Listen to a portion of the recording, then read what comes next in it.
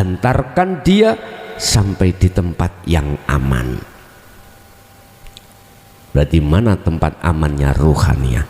Musyahadah.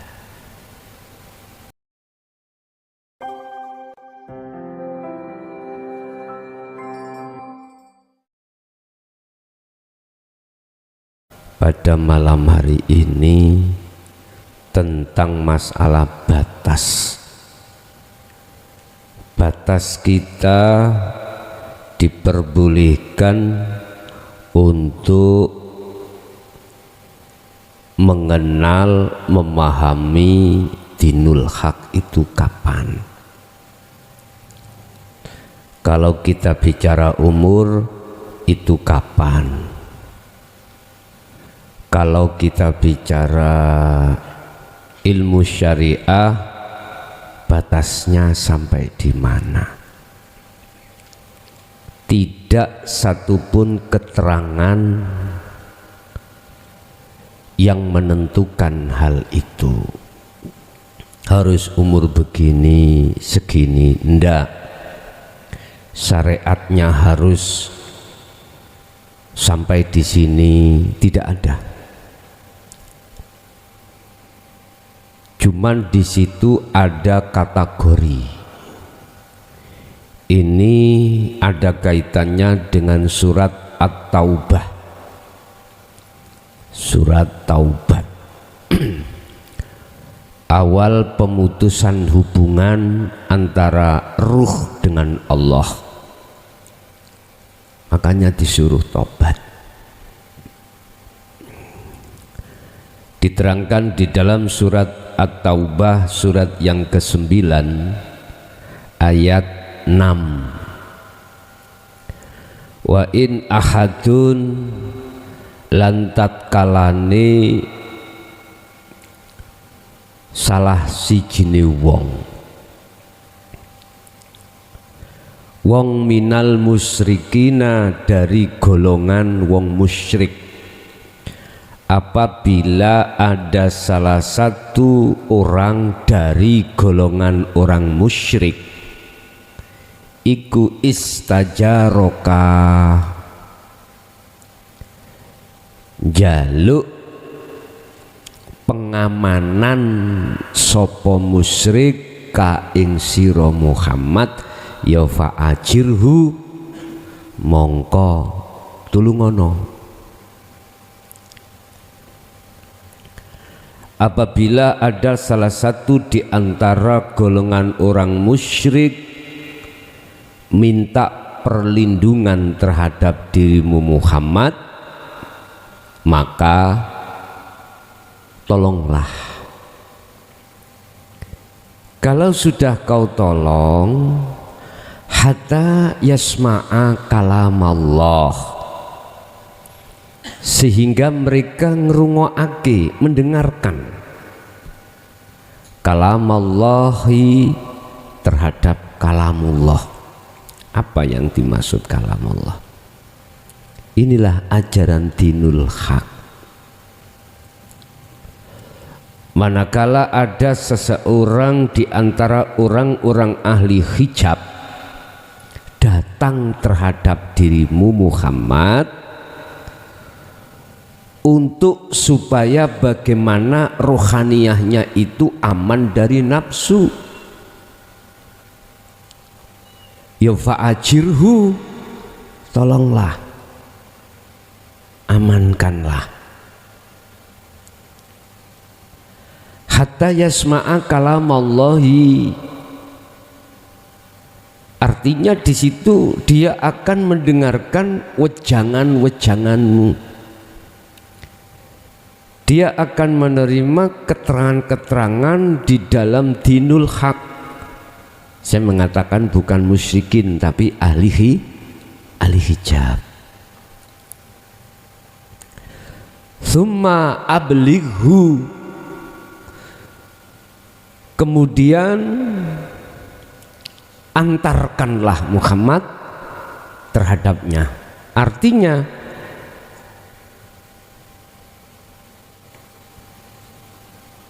apa ya, kitingen ya apa ya, kawal.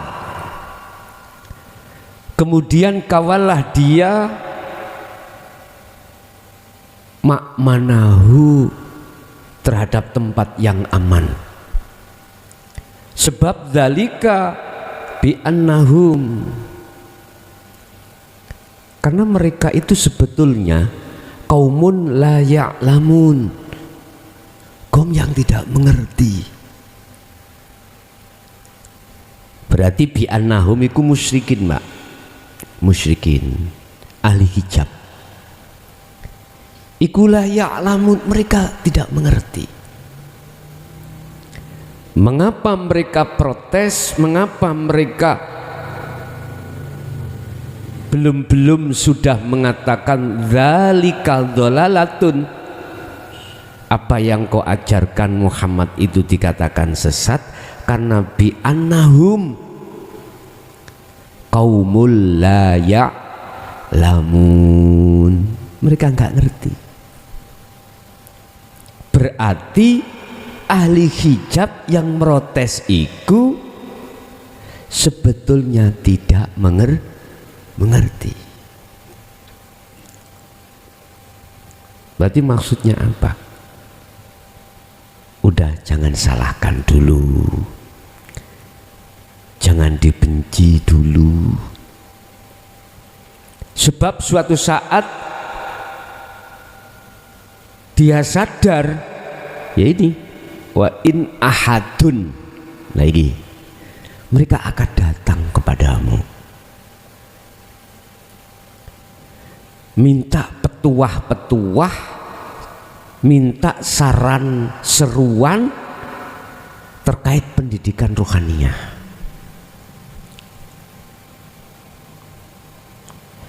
Ini tidak menyebutkan daripada umur, tidak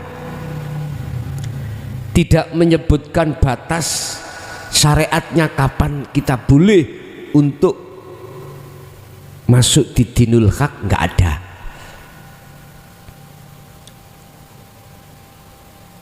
Nggak disebutkan.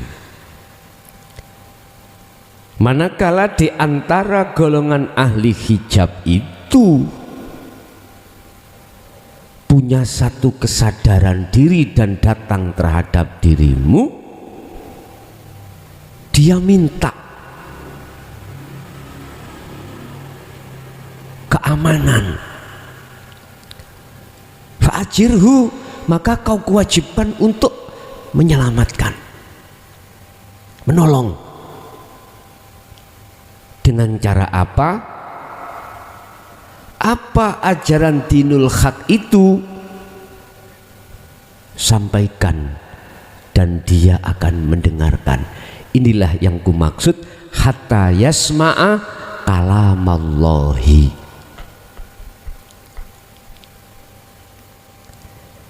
Kalau dia sudah 100% menerima dengan iman, tadinya oleh protes itu dengan akal, Pak, sekarang dengan iman, 100% dia beriman, percaya bahwasanya ini kebenaran yang mutlak, ya summa ablighu, hantarkan dia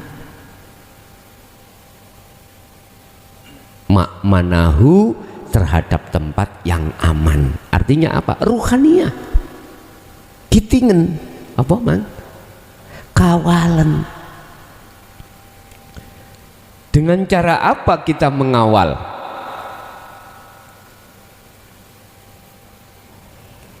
Dengan cara menjawab apapun yang menjadi kesulitan mereka tanyakan. Mereka bertanya, jawablah apa pengetahuan yang mereka dapatkan ketika saat suluk menemukan berbagai kejadian. Jawablah maksud yang sebenarnya biar dia tidak bingung. Itulah namanya summa ablighu ma'manahu, hantarkan dia sampai di tempat yang aman. Berarti mana tempat amannya ruhaniyah? musyahadah sampai dia masuk di dalam makom musyahadah setelah proses pensucian diri dari perkara selain Allah di dalam hatinya. Ingat, dzalika bi annahum qaumul la ya'lamun. Mereka itu awalnya itu golongan kaum yang tidak mengerti. Berarti tebel dan tipis-tipisnya syariat tidak menjadikan satu syarat untuk masuk di dalam ajaran dinul haq, tidak. Tua dan mudanya itu pun tidak akan menjadi satu syarat dia diperbolehkan dan tidak masuk di dinul haq, enggak. Berarti apa? Kesadaran.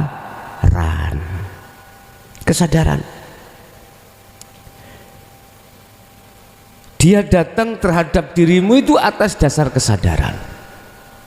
Setelah Anda sampaikan tentang gambaran dinul haq, walaupun awalnya dia itu memprotes, tapi suatu saat entah ketika mau tidur dia angen-angen, mikir-mikir, tafakur, hatinya itu mikir-mikir, iya ya, aku tidak selamanya di dunia ini hidup, pasti mati. Iya ya,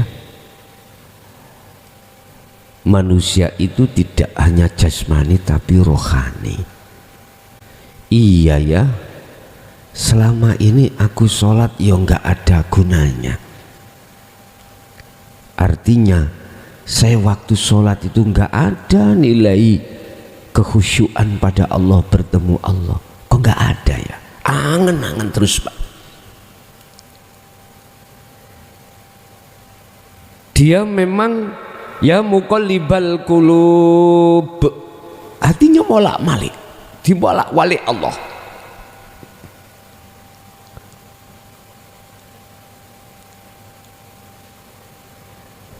Jadi ada kebimbangan, satu sisi ada benarnya. Lawang tujuan orang Islam sholat itu menghadap dan bertemu Allah, tapi nyatanya selama ini kok bertemu selain Allah itu gimana ya? Udah Pak, itu mamang bercampur kebenaran itu jadi bingung dia. Tapi yakinlah dia akan suatu saat akan menemukan satu kebenaran setelah kebimbangan atau kebingungan itu lepas. Kapan itu? Ketika dia menghadap padamu Muhammad, minta supaya perlindungan ruhaniyah ini biar aman di mata iblis atau nafsu. Akhirnya Anda jabarkan, melihat dari ini berarti bukan umur, bukan ilmu syariat yang menjadikan patokan diperbolehkan atau tidak masuk di dalam pengetahuan dinul haq. Apa? Kesadaran. Sebab di luar sana Pak, ada yang berani mengeluarkan fatwa. Apa fatwanya? Kamu itu syariatnya belum baik, kok yo polah-polah coba-coba main belajar ilmu haki. Begitu Pak, nggak boleh itu. Syariat dulu dibetulkan, kemudian nggak apa-apa. Kalau sudah cukup syariatmu, gak pakai ke hakikat. Yang bilang mang lo Pak, aku yakin belum di hakikat. Dia sudah bersyariat tingkat tinggi, kok gak naik ke hakikat. Mohon maaf, kalau kita bicara batas cukup ilmu syariat kita itu sampai di mana sih? Aku tanya, nggak ada yang bisa jawab. Terus batas umur kita diperbolehkan untuk masuk di lapangan atau masuk di pandangan yang tidak ada batasnya kapan? Umur berapa? Nggak ada yang bisa menjawab. Lah, kesadaran itu bisa jadi terjadi pada dirimu syariat gur setengah. Pengetahuan tentang syariat hanya 10%, ada yang 20, ada yang bahkan 50, bahkan ada yang 100. Ada yang 100. Kesadaran muncul. Inilah yang kumaksud golongan wa minhum man hadanallah. Itulah golongan yang mau menerima hidayah dari Allah.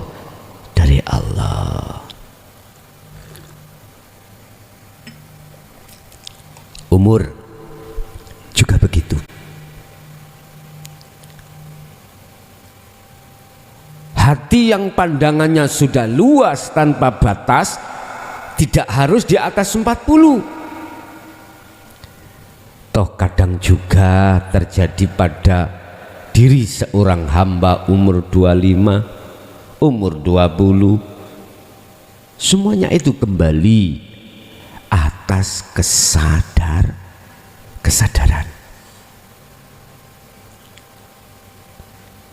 Bapak Ibu, ini ayat, ini surat sebagai hujjah bahwasanya siapapun ahli hijab, berapa persen pun ilmu syariatnya, berapa puluh tahun pun umurnya, itu tidak bisa dijadikan alasan sebagai ukuran boleh dan tidaknya itu masuk di dalam wilayah hakikat dan makrifat. Tetapi hanya kesadaran itulah yang menjadi tolak ukur.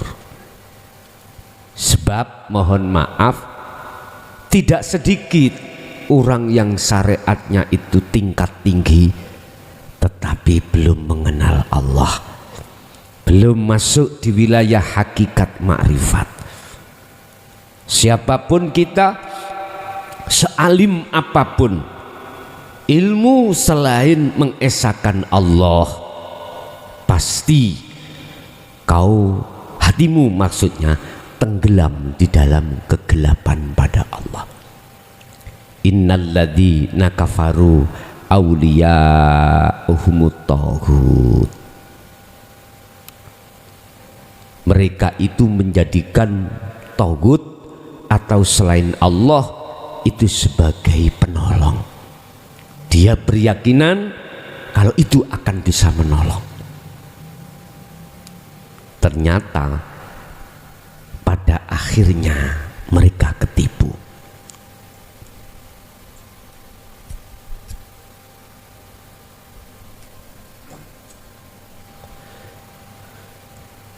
Berapapun umur Anda, walaupun sampai umur 70-80 tahun, ya, tidak sedikit mereka-mereka yang sudah menginjak hampir kematian atau 80 tahun, tidak sedikit mereka belum di wilayah hakikat makrifat. Jadi umur nggak bisa dijadikan patokan. Hanya sedikit 1% mereka yang dikatakan sadar, entah itu umur berapapun, entah itu pengetahuan ilmu syariatnya berapa persen pun, itu hanya 1%, Pak. 1%. Allah, ini justru malah yang lebih besar, wa minhum man hakot minad dhalalah. Justru kebanyakan ahli hijab itu tetap berkasih mesra di dalam kegelapan rohaniyahnya. Tetapi ingat, sesuai dengan ayat ini, jangan kau benci mereka, sebab dzalika qaumul la dzalika bi annahum qaumul la ya'lamun. Sesungguhnya mereka itu kaum yang tidak mengerti. Sempat Rasulullah itu hampir saja kepleset, Pak.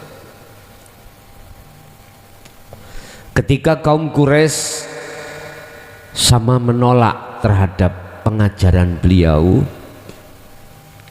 dada Rasulullah itu sempit, hampir kepleset. Langsung Allah tegur.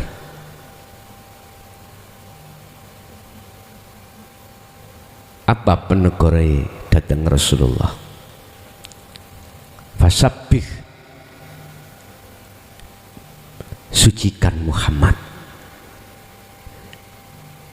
bihamdi rabbika, kelawan muji, supaya muji bahwasanya semua itu semata-mata karena Tuhanmu. Berarti yang membikin kaum Quraisy itu menolak itu juga karena Allah. Ketika Rasulullah hampir saja kepleset, hatinya itu sempit, langsung diperintahkan Allah bersuci diri. Artinya bersuci diri yang tadinya itu ada makhluk yang berupa yang menolak tadi, akhirnya tiada. Oh iya, semua juga karena Allah. Istri, suami, anakku menolak ajaran ini. Padahal sudah saya sampaikan dengan terang-terangan, dengan gamblang, tapi masih saja dia menolak. Mereka menolak ini juga karena Allah. Barulah jenengan tidak akan marah, tidak akan menyalahkan terhadap orang dekat kita yang menolak. Dengan memposisikan hatimu di wilayah tersebut, justru itulah Pak akan menjadikan syafaat, akan menjadikan cara banyak ku ngelober itu apa Pak? Melimpah rahmat Allah itu dan akan menyirami hati mereka yang menolak. Akhirnya ayat ini, wa in ahadun minal musyrikin, wa in ahadum minal musyrikin. Jadi salah satu di antara golongan ahli hijab itu sadar kemudian datang padamu. Didikan supaya aman rohaniyahnya. Kalau sudah kau didik, ketika dia mengatakan kholwat, melakukan kholwat, sandingilah dia, hantarkan dia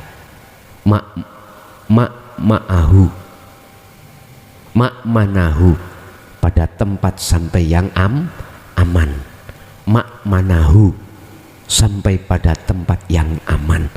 Berarti makom musyahadah, yaitu makom makrifat. Sebab sesungguhnya mereka itu sebetulnya kaum yang tidak mengerti. Berarti wong syariat sing kaya ngono kuwi ojo kok benci. Wis jarno ae, sebab kabeh ya sangka Gusti Allah. Wis lihat aja satu sisi, asah terus zikirmu tersebut. Pun Bapak Ibu hadirin jamaah rahimakumullah, itu sebagai pengisian waktu pada kesempatan malam hari ini yang pertama. Yang kedua, besok tanggal 18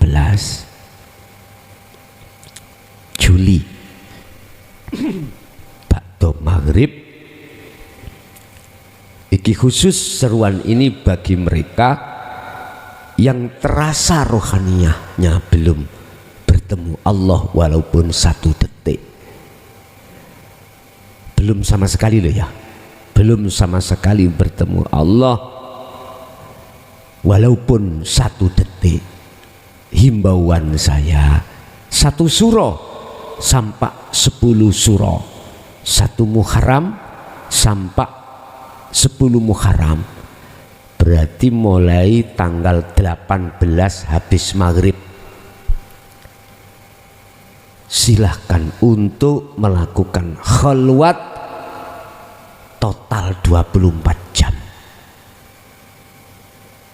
Entah nanti kuatnya berapa hari.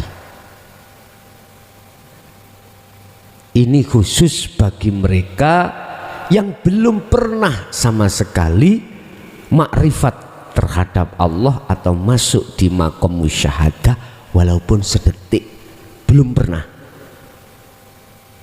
Seruan saya, lekaslah untuk dimulai tanggal 18 Juli habis maghrib, itu berarti sudah masuk 19.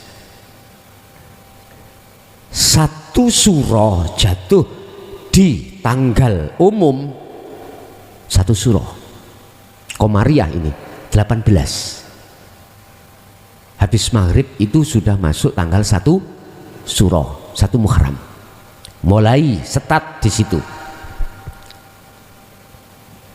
24 jam. Entah Anda mampunya berapa hari.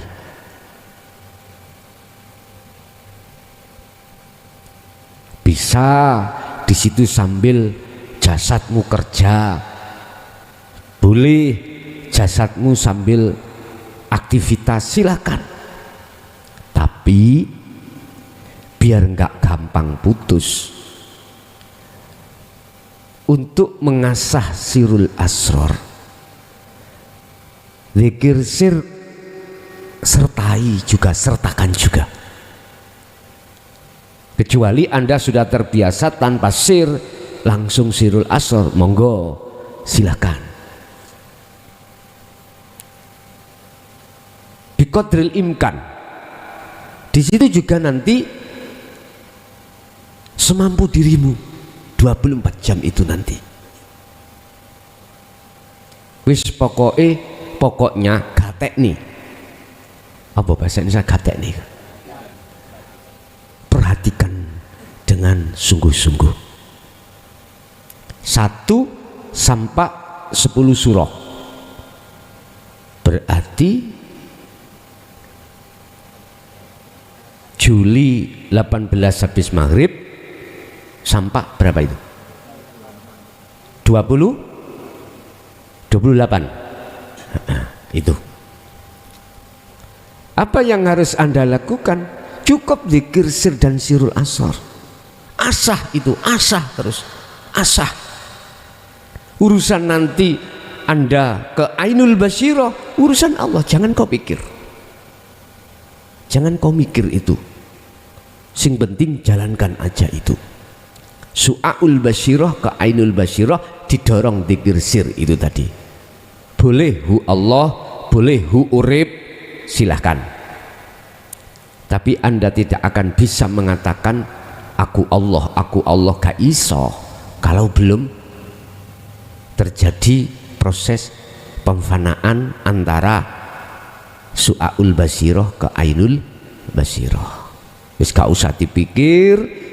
Bagi Anda yang belum pernah, maksud saya, ke musyahadah walaupun 1 detik belum pernah, tolong sekali lagi mulai tanggal 1 Muharram sampai 10 gunakan 24 jam hanya berzikir pada Allah. Saya PNS Gus, gak bisa. Dengan kerja bisa. Zikir itu kau lakukan dengan posisi Anda kerja jasmani boleh. Saya nggak bisa Gus, kula khet, gak apa-apa. Wong Anda itu zikir nih, zikirnya itu ada di Sirul Asrar kok, nggak apa-apa. Hati nyebut nggak apa-apa, pokoknya nggak lesan. Secara syariat nggak boleh secara lesan. Wis pokoknya jangan banyak alasan. Anu Gus utangku kowe. Misale kaya ngono. Ya mbure nek ngono. Pokoknya di situ tidak ada satu alasan yang bisa diterima untuk Anda tidak lekas kembali pada Allah. Kan nggak lama Bapak, 10 hari toh ya, 10 hari. Silakan di rumah boleh, silakan ke pondok juga silakan boleh. Semuanya itu tidak dikhususkan harus ke pondok, ya ndak. Wis nyamane atimu itu diperintahkan Allah di mana, silakan itu laksanakan. Jikalau kau di rumah hatimu dikerentekan Allah harus melakukan di pondok, ya lekas ke pondok. Paling tidak Anda sebelum maghrib sudah nyampe di pondok tanggal 18 itu. Sebab habis maghrib langsung tumindak mengke. Langsung tumindak. Terus pundi mengawalinya? Wis gini aja. Memang di Jaya Baru tidak pernah saya ajak suluk untuk rombongan jamaah ndak. Ya nek tawuran ya rombongan. Iki menghadap Allah kok. Nek rombongan mengke banyak rintangan Anda nanti. Banyak rintangan, banyak pengaruh. Sendiri-sendiri cukup Anda langsung memfungsikan hatimu dzikir sir dan sirul asrar. Begitulah ya hal yang terpenting yang harus kami sampaikan terhadap Anda, baik yang ada di pondok maupun yang ada di rumah, khususnya bagi mereka yang belum pernah sama sekali merasakan di dalam makom musyahadah. Lah terus pundi bagi mereka yang pernah? Boleh tak? Ya mestinya Pak, apa senjatamu, pedangmu walaupun sudah landep, lebih baiknya tambah tajam. Begitulah. Sedikit, semoga bermanfaat. Semua apa yang diberikan Allah Subhanahu wa taala. Lahumul Fatihah.